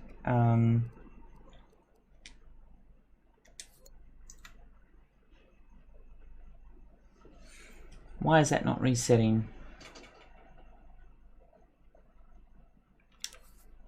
Why are you not resetting?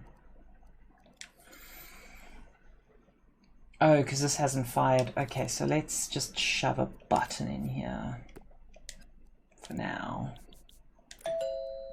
That'll close that gate. Okay. Let's go play again. Why are you being such a pain in the neck? Okay, I'm going to be back 1 second, guys. I just need a short bio break.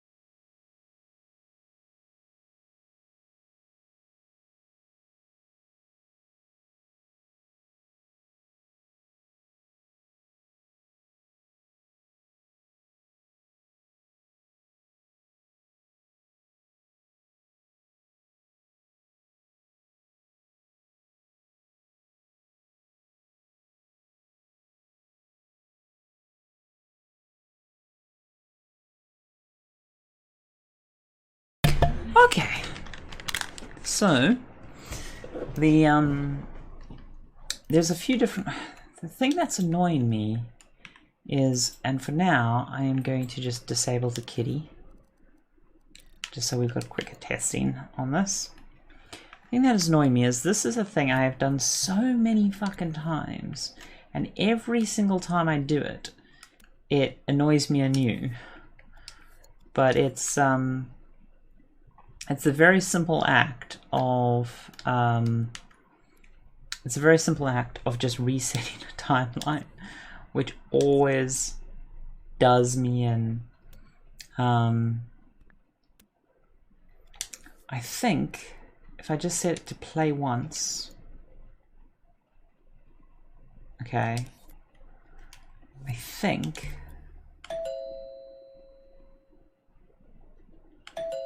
there we go. Play once resets it. Sustain does the thing. So that's always the thing that fools me.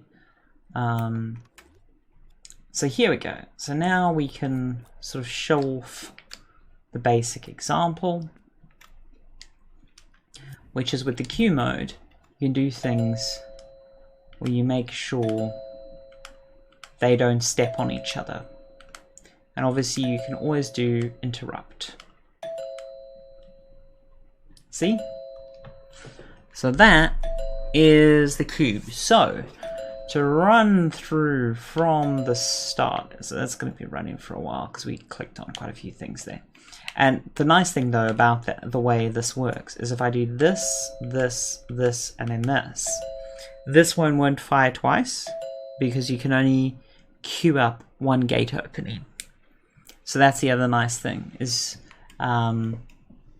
if you do that, the second one only fires once. Make sense? I hope that makes sense, because it's yeah. How much can be queued? To my knowledge, there's no limit, because the queue is maintained by the gadget itself. So the limit is going to be your thermometer limit for how many gadgets you can have in the scene. That's going to be your limit. Yeah. So I will save this as an example of exclusive gates. Examples of exclusive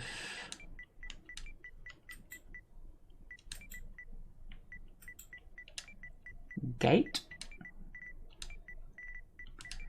And like, hopefully, if people need to know how to use exclusive gate and the cool kind of stuff you can do with exclusive gate, this will help people out. So we'll save and release this. We'll release this as public, and this will be under.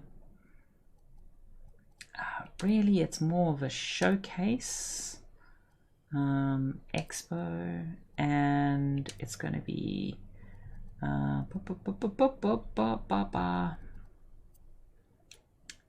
it is going to be, where is my favorite tag?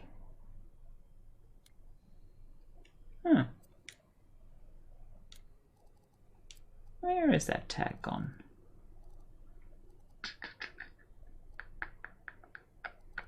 Okay, I'll just add it manually. Tutorial, and another tag, tech demo.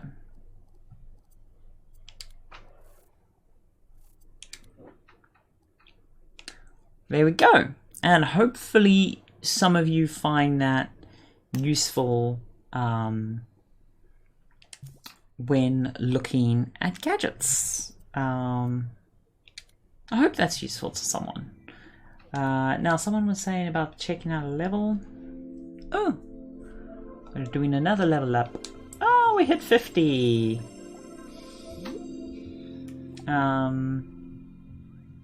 Oh, Cal's shoving in some of my animations. That's brilliant. Right, let's go peek about and play around with some stuff.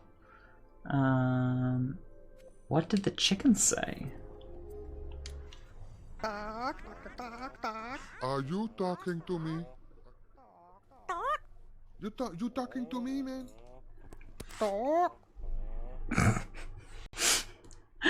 Okay, the fact that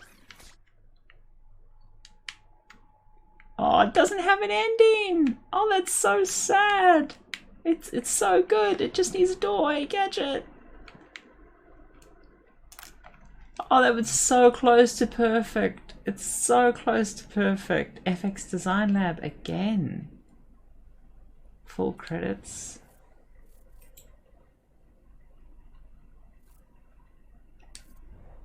Man, FX Design Lab feels like they're churning out a whole bunch of stuff. I suppose we've just seen a bunch of their stuff recently. Okay. Oh man, I'm so pissed that this is broken. Do you know what? There's an easy way to handle this, and we'll do it via in-dreams.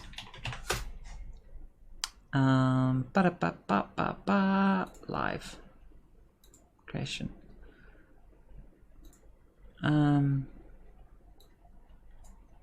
Tools.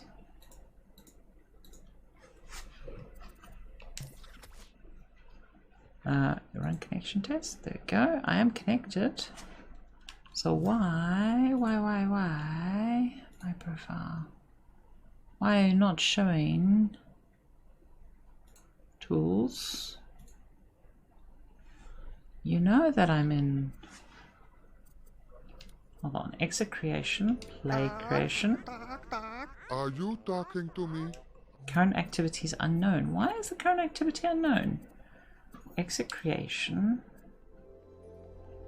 Okay, play creation. Are you talking to me? Current activity unknown. Is that a bug? It's got it under the sea? Ah, yes. I need you to Is this above? collect the oysters. Queen abandoned. Oh, okay. Research. What? So it doesn't have the full map stack?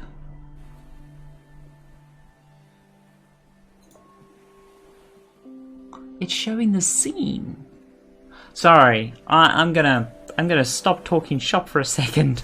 Quietly, I'm off away to house sit. Oh, cat sit in the middle of nowhere for Surrey. Okay, so I can't go see Peace and Charlotte at Tom's Nando's yard.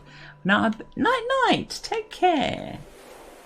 Take care, good sir. Yeah, no, that's it's unfortunate. Yes, I'm really looking forward to Tom and Pete doing their Nando's thing. Okay, I'm actually not super into this one. Sorry, I was interested because the In Dreams thing was just not showing the thing I expected it to show. So that's what I was going at. I was having a moment of reflection. Let's go to audio visual and let's look at audio visual shorts that I've not played because I'm super into this. Oh.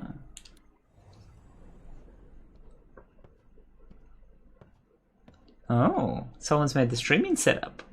Oh my god, it's Alex. Oh my word. I have to show this to him. I have to show this to him.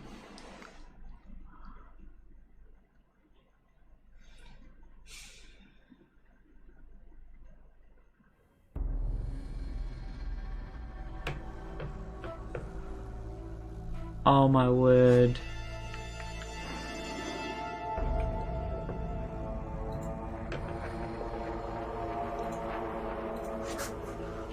This is brilliant. Okay, I've got to just at least send him a clip.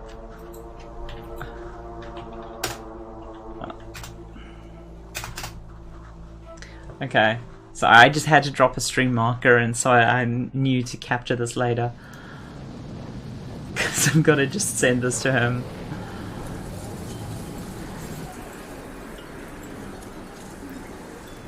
Oh my word! I don't know why I find this Alex puppet so hilarious, but I just want to make things with Alex puppet now. I probably shouldn't make games with my boss in. It's probably not the smart thing to do. Oh my word.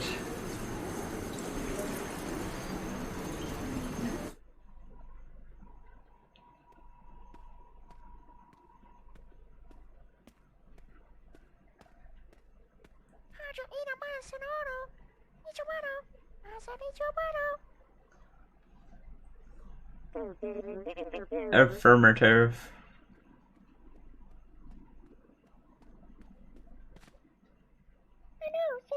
Oh my good man, make it snappy. Drink, my good man, make it snappy. Hold on, this guy drinks like a fish. Oh my god. This is so good.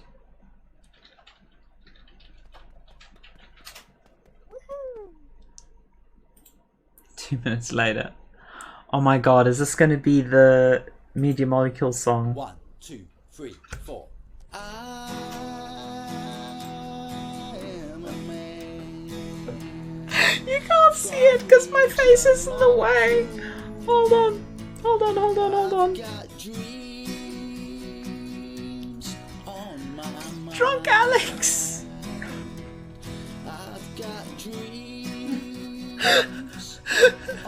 It's just so perfect.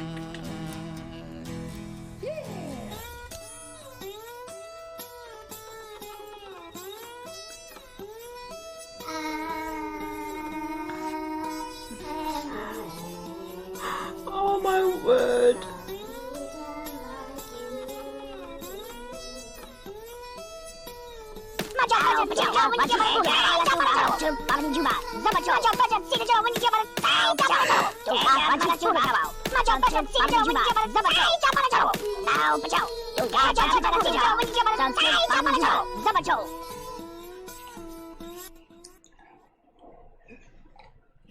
It shocked Mark.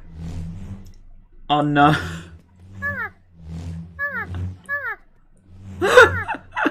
Oh. Oh.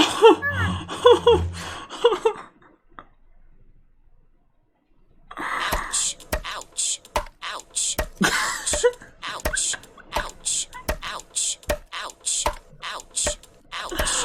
I love the t-shirt. Ouch. I love the t-shirt so much.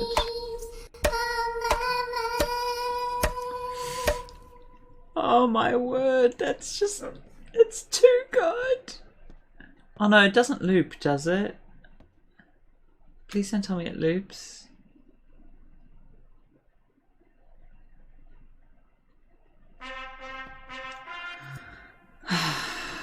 Little bit disappointed that it loops. Little bit disappointed that it loops, not gonna lie.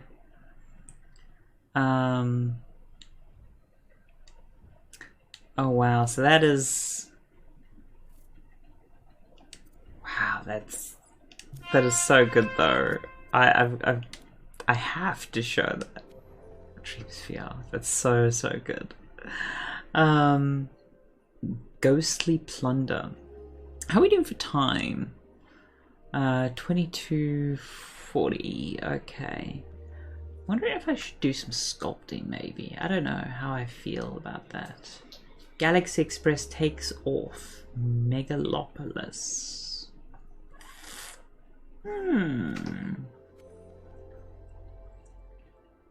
I've seen Radical before. I'm surprised. It's got... And I haven't got a like on it? Definitely liked it. Oh, maybe I liked it on a different account. I love this so much. It's just so well done. I don't know, what are people's thoughts? I could do some sculpting maybe. Maybe muck about with some stuff. I don't know, I'm kind of enjoying just exploring the Dreamiverse. I love this. 80s zombies are the best. It's the fact that the jaws are also loose. It's an oldie this, but I really enjoyed this one.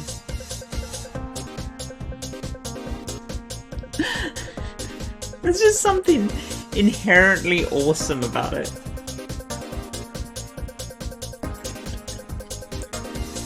Oh man.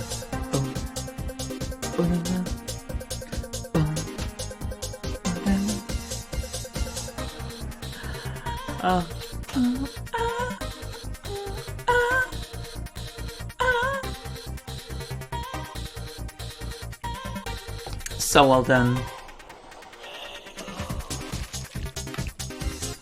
Alyssa, Justin,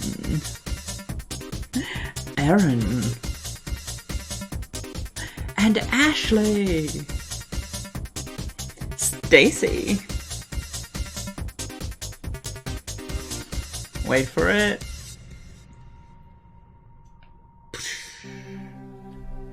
So good. So good. It was one of my faves as well. It was so good.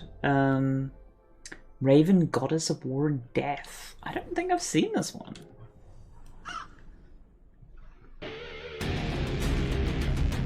Hey Mob, how you doing?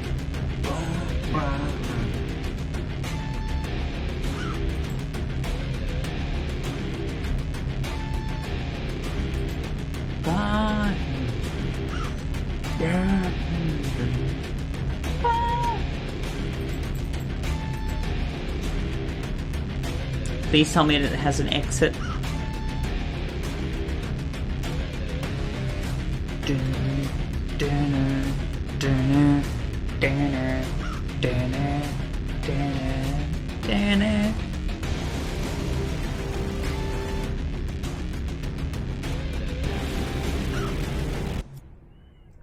That is really nice.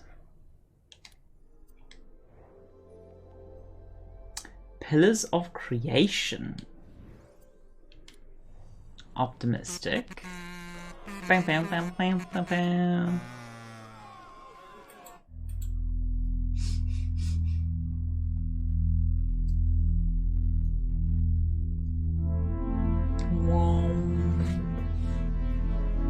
That is pretty though. That is really pretty.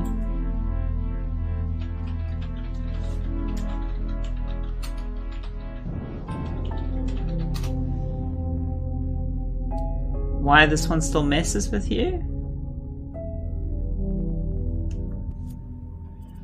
That's really well done. Area 51, The Great Massacre. It's gonna be meme-orific, isn't it? You know what, I can just go full credits. Oh yeah, it's gonna be meme-orific.